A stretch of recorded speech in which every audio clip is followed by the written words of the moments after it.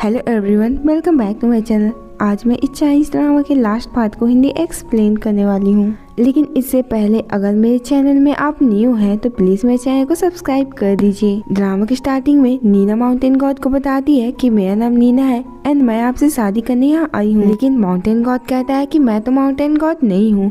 नीना कहती है तो फिर तुम कौन हो? माउंटेन गॉड कहता है सच कहूँ तो मुझे याद नहीं कि मैं कौन हूँ। नीना भी काफी हैरान होकर कहती है तुम्हें याद नहीं कि तुम कौन हो? माउंटेन गॉड कहता है कि मैं अपना याददाश्त खो बैठा हूँ, मुझे अपना नाम भी नहीं पता। मैं काफी टाइम से इस गुफा में बंद हूँ एंड बाहर भी नहीं निकल सकता। नीना सोचने लगी ये आदमी तो इमॉर्टल जैसा लग रहा, लेकिन इसकी बात मुझे समझ में नहीं आ रही एंड मुझे नहीं लगता कि माउंटेन गॉड ऐसे पागलों जैसे बात करेंगे। नीना ये भी सोचती है कि शायद यहाँ पे कुछ न कुछ गलत हो रहा एंड कहने लगती है कि तुम सच में माउंटेन गॉड नहीं हो। माउंटेन गॉड कहता है कि मेरा तुमसे कोई रिलेशन नहीं और ना ही तुम मुझे जानती, तो भला मैं क्यों झूठ बोलूंगा। माउंटेन गॉड कहते हैं कि तुम एक यंग लड़की हो, तुम्हें डर नहीं लगता जो अकेले ही माउंटेन टेम्पल पे आ गई। अब नीना कहती है कि भला मैं क्यों डरूंगी, मैं एक माउंटेन टेम्पल में हूँ एंड एक mountain girl and mountain God की दुल्हन एंड इसीलिए मैं इस जगह की आधा मालकिन हूँ, तो भला मुझे कौन डरा सकता है। माउंटेन गॉड कहते हैं वैसे तुम्हारा रवैया बहुत ही ज्यादा अच्छा है। नीना कहती है वैसे तुम माउंटेन टेम्पल में बंद हो तो तुम्हें कुछ तो पता होगा, और क्या तुम मेरा माउंटेन गॉड को ढूंढने में हेल्प कर सकते हो? तो वो लड़का कहता है क्या तुम सच में माउंटेन गॉड को देखना चाहती हो? नीना कहती है हाँ, क्योंकि मैं उनसे ही शादी करने के लिए माउंटेन पे आई हूँ। कहने लगा कि माउंटेन गॉड को ढूंढने में मैं तुम्हारी हेल्प कर सकता हूँ, लेकिन तुम्हें एक वादा करना होगा। नीना कहने लगी कि अच्छा मुझे क्या करना होगा? लेकिन सबसे पहले तुम्हें इन जंजीर को खोलना होगा। मुझे पता है कि तुम्हारे पास कोई भी चॉइस नहीं मेरी हेल्प करने के अलावा। नीना भी कहती है ठीक है मैं तुम्हारी हेल्प करने के लिए रेडी हूँ, लेकिन मुझे क्या करना होगा? वो लड़का कहता है कि उस अलमारी में जाकर देखो, तुम्हें कुछ न कुछ मिल ही जाएगा। क्योंकि मैं इस बिस्तर में बंधा हूँ तो वहाँ जा नहीं सकता, लेकिन तुम कुछ न कुछ लेकर आ सकती हो। अब नीना भी वहाँ चली जाती है। जब अलमारी खोलती है तो उसे हेयर पिन मिलता है जो कि उसकी सिस्टर जूलिया का था। तभी वो कहता है क्या तुम्हें जंजीर तोड़ने के लिए कुछ मिला? नीना यहाँ पे हेयर पिन देखती है, उसे लेकर कहती है कि मैं इसकी हेल्प से तुम्हारी जंजीर तोड़ सकती हूँ, लेकिन तुम अपना वादा मत भूलना कि जब मैं तुम्हारी जंजीर तोड़ दूंगी तो तुम्हें माउंटेन गॉड के पास मुझे लेकर जाना होगा। लड़का कहता है ठीक है, लेकिन उसके लिए पहले तुम्हें जंजीर तोड़ना होगा। तो नीना भी जंजीर तोड़ने के लिए चली जाती। लीना जब जंजीर तोड़ी होती तो कहती है कि तुम काफी टाइम से यहाँ हो, लेकिन तुम्हारी जंजीर में जंग नहीं लगा है, और ये भी काफी अजीब बात है कि तुम्हारे पैरों में कोई भी निशान नहीं है। इसका मतलब ये है कि तुम मुझसे झूठ बोल रहे हो। ये बोलते से वो लड़का नीना का हाथ पकड़ता है, उसे बेड में गिरा देता है, कहने लगा कि मैं तुमसे झूठ नहीं बोल रहा। अब नीना यहाँ से भागने लगती है, तभी वो नीना का गला भी पकड़ लेता है एंड कहने लगता है कि तुमने मुझे इतना चिढ़ाया एंड अपमानित भी किया, तो तुम यहाँ से कैसे भाग सकती हो?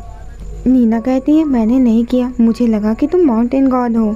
अब यहाँ पर वो कहता है कि मुझे तुम पर बिल्कुल भी भरोसा नहीं। नीना कहती है कि तुम क्या चाहते हो? वो कहता है कि मैं तुमसे कुछ पूछना चाहता हूँ, लेकिन तुम्हें बस सच बताना होगा। नीना कहती है कि अगर मैं ऐसा करने से मना कर दूँ तो क्या होगा? तो वो कहता है कि तुम ऐसा नहीं कर सकते। पहला क्वेश्चन ये है कि माउंटेन गॉड से मैरिज करने के अलावा तुम यहाँ क्या करने आई हो? नीना कहती है कि मैं पूरे दिल से माउंटेन गॉड से प्यार करती हूँ एंड उसे शादी करना चाहती हूँ एंड उसी के बच्चे को जन्म देना चाहती हूँ। वो कहता है कि तुम अभी भी झूठ बोल रही। अब वो नीना का गला दबाने लगा, तो नीना कहती है रुको मैं तुम्हें बता रही, मैं यहाँ कुछ और काम से आई हूँ। अब यहाँ पे नीना कहती है कि मैं बीमार हूँ। तो वो कहता है कौन सी बीमारी? बताने लगी नीना कि कोई भी नॉर्मल लड़का मुझे प्रेग्नेंट नहीं कर सकता एंड डॉक्टर ने कहा है कि मुझे स्ट्रॉन्ग लड़का चाहिए रिलेशन बनाने के लिए, वो भी 19 साल से पहले, नहीं तो मैं मर जाऊंगी। और अब मैं 19 साल की हो गई हूँ एंड इसीलिए मुझे हर दिन दर्द सताते रहते हैं, इसीलिए मैं माउंटेन गॉड को ढूंढते हुए यहाँ आई हूँ ताकि मैं जिंदा बच सकूँ। वो लड़का कहता है कि तुम सच बोल रही हो? नीना कहती अगर मुझे प्रॉब्लम नहीं होती तो मैं क्यों ही माउंटेन गर्ल बनती, और भला क्यों इस खतरनाक माउंटेन टेम्पल में आती? हमारे गांव की 30 लड़कियां यहाँ आई थी जो कि कभी भी जिंदा वापस नहीं गई। नीना कहती क्या तुम्हें अब मुझ पे बिलीव हुआ? तो कहता है हाँ मुझे तुम पे बिलीव है। कहती है कि अगर आज मैं माउंटेन गॉड के साथ रिलेशन नहीं बना पाई तो घर रिटर्न नहीं जा पाऊंगी और शायद आज तो मैं उसे देख भी नहीं सकती। यहाँ पर वो कहता है कि तुम सच में माउंटेन गॉड को देखना चाहती हो? तो नीना भी हाँ करती है, कहती है कि माउंटेन गॉड की वजह से ही मैं जिंदा और अमीर बन पाऊंगी। वो कहता है परेशान मत हो, मेरे पास एक रास्ता है ताकि तुम माउंटेन गॉड को देख सको। भी कहती है क्या? तो वो कहता है कि जाकर उस अलमारी को खोलो तभी तुम्हें माउंटेन गॉड दिखेंगे। तो नीना भी जाकर उस अलमारी को ओपन करने लगती है, जिसे वो काफी ध्यान से देख रहा था। एंड कहता है कि जैसे ही तुम उसे ओपन करोगी वैसे ही तुम्हें माउंटेन गॉड दिखेंगे। नीना कहती है कहीं तुम मुझसे फिर से झूठ तो नहीं कह रहे हो? तो वह कहता है कि मैं इस बार तुमसे झूठ नहीं बोल रहा, तुम खुद ही अलमारी ओपन करके देख लो। अब नीना जैसे ही अलमारी ओपन करती है तो वैसे ही उसके दिल में बहुत ही ज्यादा दर्द होता है। एंड फ्लैशबैक में उसे याद आता है यहाँ पे जो ड्रेस था वो जूलिया का था, जिसे देखकर वो काफी ज्यादा हैरान हुई एंड याद करने लगी। जूलिया उसके पास आई एंड कहने लगी कि नीना यहाँ से तुम चली जाओ एंड लौट कर कभी भी इस विलेज में मत आना। इन्हीं सारी चीजों को याद करने के बाद नीना के सर में भी दर्द होने लगता है। तभी वो लड़का उठता है एंड कहता है कि अब फाइनली ये ड्रामा यही खत्म होता है। नीना कहती कि तुमने मुझसे झूठ बोला, तो वो कहता है नहीं मैंने नहीं किया। एंड ये बोलकर वो जंजीर की चाबियां निकालता है, जंजीर खोलने लगा एंड कहता है तुम उसी माउंटेन गॉड को देखने यहाँ आई हो जिसके बारे में तुम सपना देखा करती थी। एंड ये बोलकर वो उसके क्लोज जाकर कहने लगता है कि जिस माउंटेन गॉड को तुम खोज रही थी वो मैं ही हूँ। नीना उसे अपने से दूर करके कहती है कि नहीं तुम वो नहीं हो सकते। अब यहाँ पर वो नीना का ड्रेस उतार कर कहता है कि कौन कहता है कि माउंटेन गॉड एक गॉड ही हो सकते हैं। कहता है कि ये तो बस तुम जैसे बेवकूफ लड़कियों को पहाड़ में लेकर आने का बहाना है। फर्क नहीं पड़ता कि मैं क्या हूँ, जब तक तुम चाहो तो मैं हर प्रकार का गॉड बन सकता हूँ, यहाँ तक कि हेवन का गॉड भी बन सकता हूँ। एंड उसे अपने क्लोज करके कहता है कि अब खेल खत्म हो गया तो चलो अपने काम पर लग जाओ। लेकिन नीना उसे अपने से दूर करती है। इसका मतलब यहाँ पर कोई भी माउंटेन गॉड नहीं। एंड जो लड़का है वही कीथन है। कीथन कहता है कि आज तक किसी भी लड़की ने मुझसे रिलेशन बनाने के लिए मना नहीं किया है। एंड उन लड़कियों के साथ तो मैं काफी दिनों तक खेला करता था, लेकिन तुम उनमें से बहुत ही ज्यादा ब्यूटीफुल हो। मुझे पता है कि तुम्हें मेरे लिए बहुत ही ज्यादा सफर करना पड़ा, और इसीलिए जब तक तुम मेरे साथ रहोगी तो मैं तुम्हें बिल्कुल भी नुकसान नहीं पहुँचाऊंगा। लेकिन तुम्हें देखकर ऐसा लग रहा है जैसे कि तुम मेरे साथ रहने के लिए रेडी नहीं हो। एंड ये बोलकर कीथन उसे उठाकर बेड पर लेकर जाने कहने लगता है कि तुमने मुझे काफी टाइम तक चिढ़ाया, टच किया और चूमा है, तो अब ये मेरी बारी है खुद को शांत करने की। एंड मुझे फर्क नहीं पड़ता कि तुम इसके लिए रेडी हो या नहीं। वैसे तुम्हारी आंखें एक लड़की से काफी मिलती जुलती है, वो जूलिया थी। एंड जूलिया ने मुझे रिजेक्ट तो कर दिया था, लेकिन मैं उसके साथ 7 दिन तक खेलता रहा। ये सुनने के बाद नीना बहुत ही ज्यादा गुस्से में आ जाती एंड कीथन के गले में चाकू रख देती है। कहने लगी कि मुझे बताओ कि जूलिया के गायब होने पर तुम्हारा कोई लेना देना था या नहीं, और कहाँ है जूलिया, मुझे बताओ। तो वो कहता है क्या तुम नशे में नहीं थी? वो कहती है बकवास करना बंद करो, मुझे बताओ कि जूलिया कहाँ है और तुम उसे कहाँ लेकर गए। कहता है मुझे लग रहा था कि तुम अभी तक नशे के हालात में क्यों नहीं आई, लेकिन अब मुझे लग रहा है कि तुम पहले से ही सब तैयारी करके यहाँ आई थी। हमें वही फ्लैशबैक दिखाया जाता है जहाँ नीना के हाथों में इंजरीज हुई थी, लेकिन जैसे ही नीना इस गुफा के अंदर आती है तो उसका खून निकलना बंद हो गया था। इसी दर्द की वजह से नीना अभी तक बेहोश नहीं हुई। कहती कि मैं पिछले 3 सालों से अपनी सिस्टर जूलिया को ढूंढ रही हूँ। मैंने यहाँ के सारे माउंटेन एंड गुफा ढूंढ लिया है, लेकिन आज मैं अपनी सिस्टर को ढूंढ कर ही यहाँ से जाऊंगी। कहता है कि तुम उस लड़की के पीछे मरने के लिए आ गई हो जिसने माउंटेन गॉड से शादी की। कहती कि जब तुमने उससे शादी की तो तुमने उसे ये क्यों नहीं पूछा कि वो भी शादी करना चाहती है या नहीं। हमें 3 साल पहले का फ्लैशबैक दिखाया जाता है जहाँ जूलिया एंड नीना साथ में रहा करते थे। नीना जूलिया से कहती मुझे ये अच्छा नहीं लगता कि तुम मेरे लिए इतना ज्यादा मेहनत करो। कहती है कि फादर मरने से पहले तुम्हें मेरे हवाले करके गए हैं, तो मुझे तुम्हारा ध्यान देना होगा। तभी यहाँ पे सरदार और टीचर रूबी भी आ जाते हैं जो जूलिया को कहने लगे। कहते हैं कि मैं तुम्हें कांग्रेचुलेशन करने के लिए आया हूँ क्योंकि हमारे गांव ने नीना को माउंटेन गर्ल के लिए सिलेक्ट कर लिया है। लेकिन तभी जूलिया कहती है कि नीना अभी बच्ची है, वो तुम्हारे साथ बिल्कुल भी नहीं जाने वाली। जूलिया नीना से कहती कि मैं तुम्हें कभी भी माउंटेन गर्ल नहीं बनने दूंगी। नीना कहती है कि मुझे लग रहा था कि जूलिया यहाँ से भागने का सोच रही, लेकिन जो जूलिया सोच रही थी वो तो कुछ और ही था। कहते हैं कि तुम कुछ भी करो लेकिन नीना को हमारे साथ जाना ही होगा, तुम हमें नहीं रोक सकती। जूलिया कहती है नहीं, मैं नीना को कभी भी माउंटेन गर्ल नहीं बनने दे सकती। मेरे पास एक तरीका है ताकि नीना वहाँ ना जाए, यानी कि आप मुझे माउंटेन गर्ल के लिए सिलेक्ट करें। तो यहाँ पे सरदार भी काफी खुश होकर कहते हैं कि ठीक है, हम तुम्हें ही सिलेक्ट करते हैं। नीना कहती है जूलिया तुम ऐसा नहीं कर सकती, तुम ऐसा क्यों कर रही। नीना कहती है कि जूलिया को छोड़ दो प्लीज, मुझे अपने साथ ले जाओ। लेकिन जूलिया उसे अंदर लेकर जाती है। नीना को घर के अंदर बंद करके वहाँ से जाने लगती है। नीना कहती है जूलिया तुम वहाँ मत जाओ, तुम कभी भी वापस नहीं आओगी, मेरी बात मानो, मत जाओ वहाँ। लेकिन वहीं पे जूलिया यहाँ से रोती हुई चली जाती है।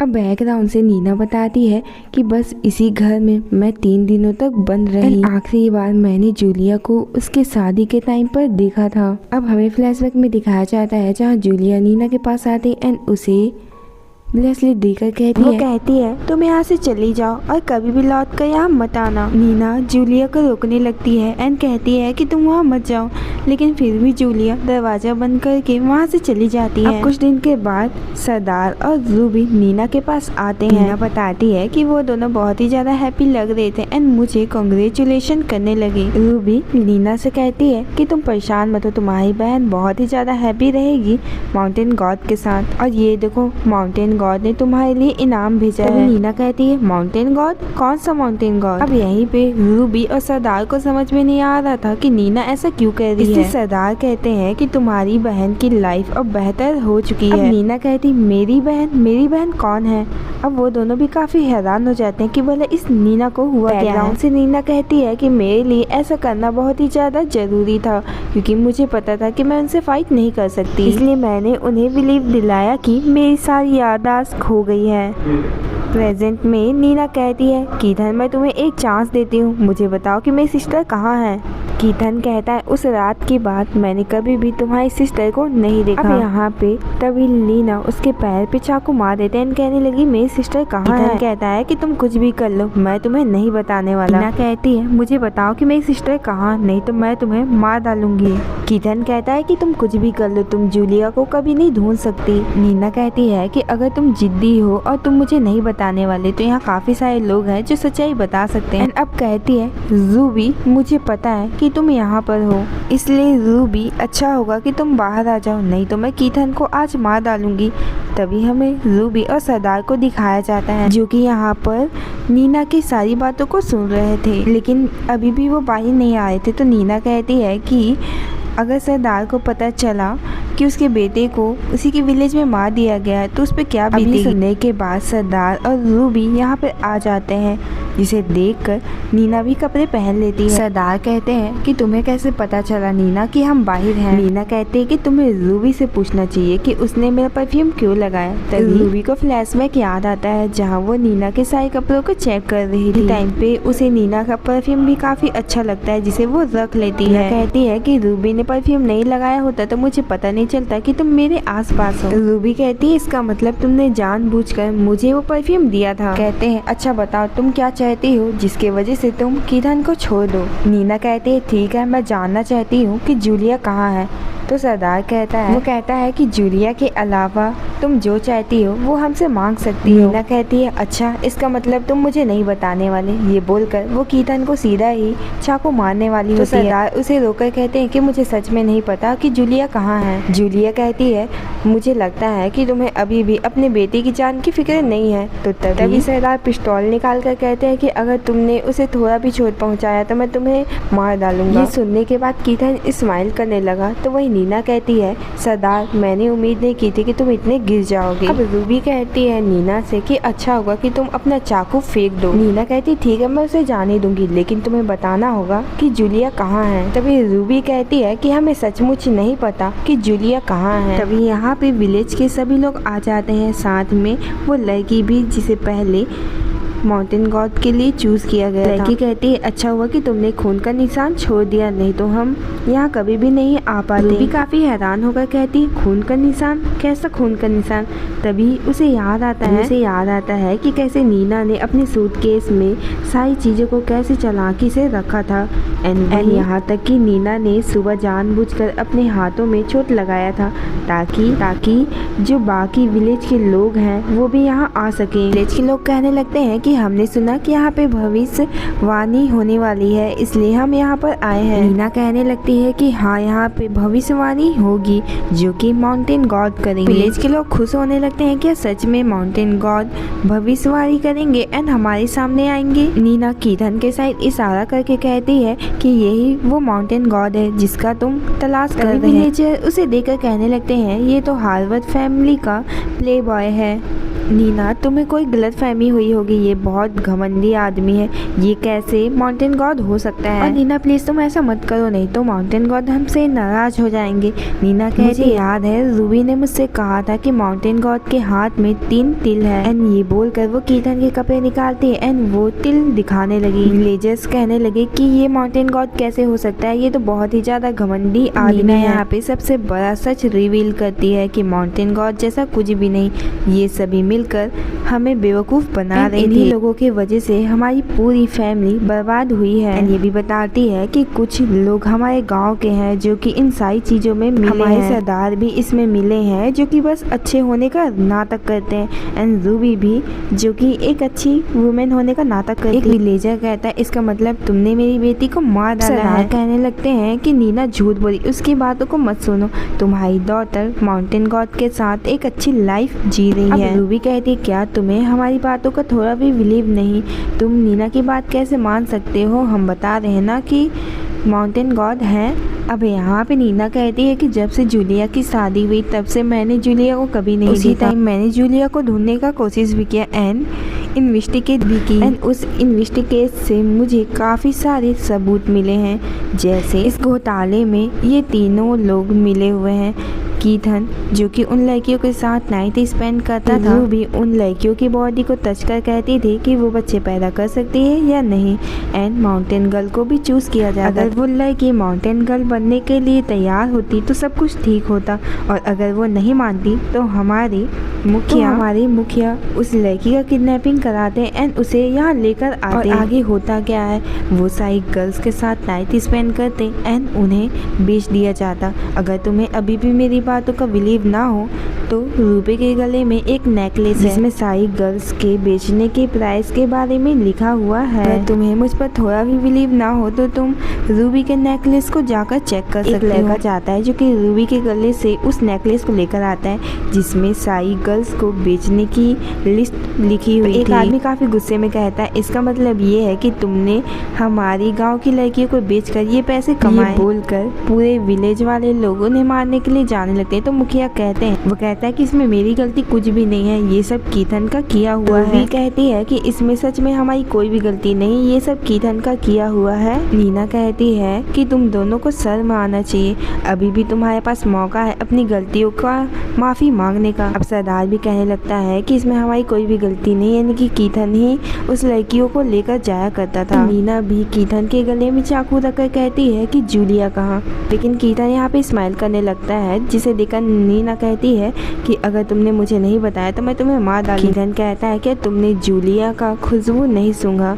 तो वो कहती तुम्हारे कहने का मतलब क्या है। अब यहाँ पर वो कहता है कि मैं उसी पौधे की बात कर रहा हूँ जिसमें से फ्रेगनेंस आती थी। कीथन कहता है कि तुम मान क्यों नहीं रही कि अभी तक जूलिया मर चुकी होगी। एंड कीथन यहाँ पे ये बोलकर स्माइल करने लगता है कि तुम सोच ही सकते हो कि मैंने तुम्हारे सिस्टर के साथ क्या क्या किया होगा। नीना भी काफी गुस्से में कीथन का गला दबाकर कहती है कि बताओ तुमने जूलिया को कहाँ छुपाया है। कीथन कहते हैं तुम्हारे चिल्लाने से कुछ नहीं होगा, अब तुम कभी भी जूलिया को अपनी लाइफ में नहीं देख पाओगी। तभी वहाँ पे विलेजर्स आते हैं जो कि नीना को दूर करते हैं कि शांत हो जाओ नीना, अगर तुम उसे मार डालोगी तो तुम्हें पता नहीं चलेगा कि जूलिया कहाँ है। चिल्लाकर कहता है कि तुम सारी औरतें एक तरीके की घटिया और धोखेबाज होती हैं, तुम सारी औरतें डिजर्व करती हो कि तुम्हारे साथ ऐसा ही होना चाहिए, तुम मर क्यों नहीं जाती हो। काफी सारे लोग नीना को शांत कराते हैं, कहते हैं हम जानना चाहते हैं कि हमारी बच्चियाँ कहाँ गई। कहती है कीथन से हमें लग रहा था कि तुम जन्म से ही इतने ईविल हो, लेकिन हमें उम्मीद नहीं थी कि तुम लड़कियों के साथ रिवेंज लेने के लिए ऐसा करोगी। नीना ईयररिंग दिखाते हुए कहती है क्या तुम इन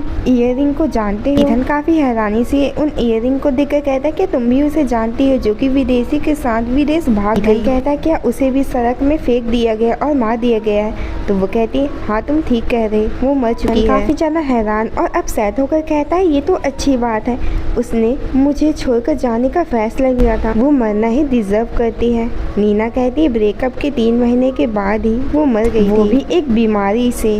मैं 3 महीने तक तुम्हारी नौकरानी बनकर तुम्हारे घर में रही एंड मुझे तुम्हारे सर्वेंट से ये सब पता चला। नौकरानियों से मुझे पता चला कि तुम दोनों का रिलेशन था एंड कुछ टाइम बाद मैं उसके घर जहाँ उसका अंतिम संस्कार यानी कि उसे दफनाया जा रहा था। कीथन कहता है ये नहीं हो सकता, वो नहीं मर सकती, तुम झूठ मत बोलो। और तुम शायद इसलिए ऐसा कह रही हो ताकि मैं तुम्हें बताऊं कि तुम्हारी सिस्टर जूलिया कहाँ। नीना कहती है काश ये झूठ होता क्योंकि तुम उसके प्यार के लायक ही नहीं। नोटबुक देकर कहती है कि तुम इसे पढ़ लो, तुम्हें खुद सच्चाई पता चल जाएगी।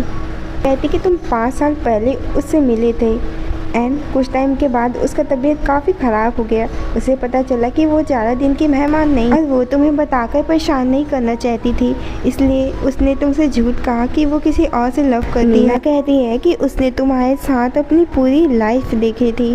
अगर उसे पता होता कि तुम लड़कियों के साथ क्या सलूक किया करते हो तो उस पर क्या ही बीतती और उस लड़की को बस तुम्हारे साथ रहने का हमेशा पछतावा होता। अब कीथन कहने लगा कि वो मरते टाइम कहाँ रहा करती थी तो वो बताती है, वो कहती है कि हमारे विलेज के एक गांव में रहा करती थी और मरते टाइम भी उसके साथ कोई नहीं था, वो अकेली ही थी। कीथन रोते हुए कहता है विला मुझे माफ़ कर दो, मुझे ऐसा नहीं करना चाहिए था। नीना कहती है कीथन वो नहीं चाहती थी कि वो तुम्हें थोड़ा भी हर्ट करे, इसलिए उसने तुमसे झूठ कहा और तुम्हें छोड़ दिया।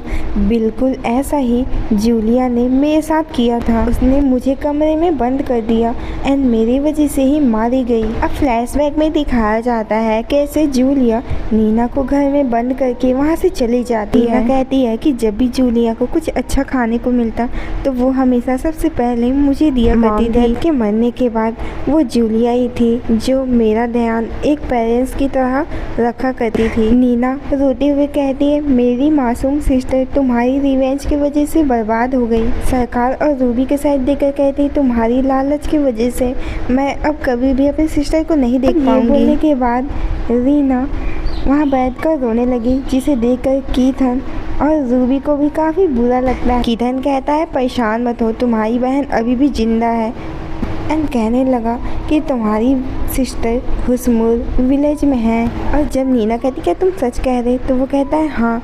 कीथन कहता है कि मैं औरतों से नफरत करता हूँ और बिल्कुल भी नहीं चाहता कि वो जिंदा रहे, लेकिन मैं इतना भी बुरा नहीं जो उन्हें मार डालूं। राय भी कहते हैं कि हमने लड़कियों को जाते हुए देखा लेकिन कभी भी कीथन ने किसी लड़की को हर्ट नहीं किया है। कहते हैं कि हम पे बिलीव करो, हम बिल्कुल भी झूठ नहीं बोलेंगे, गॉड प्रॉमिस। बाकी विलेजर्स भी कहने लगते हैं कि हमारी बच्चियाँ कहाँ, तो वो कहता है यानी कि कीथन कि मुझे यकीन नहीं कि वो कहाँ है, लेकिन मैंने उन्हें आसपास के गांव में छिपाया था। कीथन कहता है कि मैं पुलिस को रिपोर्ट करूंगा ताकि तुम्हारी फैमिली के मेंबर्स वापस आ सकें। लेकिन तभी यहाँ पे पुलिस भी आ जाते हैं जो कहते हैं कि हमें पहले ही सब कुछ पता चल गया था, इसलिए हम यहाँ पर आ गए हैं। सरदार कहते हैं कि हमें माफ़ कर दीजिए, हम अपनी गलतियाँ मान रहे हैं, हमने अपनी लालच की वजह से आप सभी की मासूम बच्चियों को बेच दिया। प्लीज़ मुझे माफ़ कर देना जो मैंने अपने लालच की वजह से अपने ही विलेजर्स को धोखा दिया। रूबी कहती है मैं भी माफ़ी मांगना चाहती हूँ,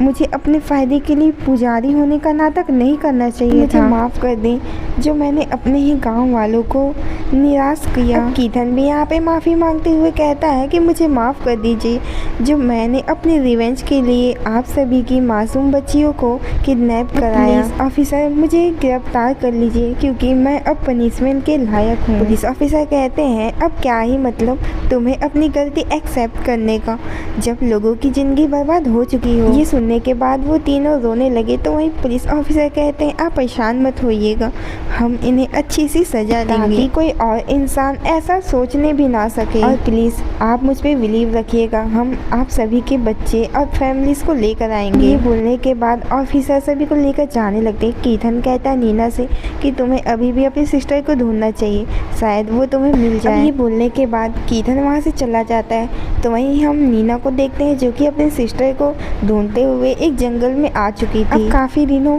की खोजने के बाद नीना को अपनी सिस्टर जूलिया मिल जाती है जो कि अब पागल हो चुकी है। नीना कहती है जूलिया तुम्हें क्या हो गया, तो नीना कहती है देखो मैंने तुम्हारे लिए चॉकलेट रखा है। ये देखकर नीना इमोशनल हो रही होती है तो जूलिया उसे कहती है तुम इसे ले लो, मुझे पता है कि तुम्हें कैंडी खाना बहुत पसंद है। नीना भी रोते हुए कहती है जूलिया मुझे माफ़ कर देना, मुझे तुम्हारा ध्यान रखना चाहिए था।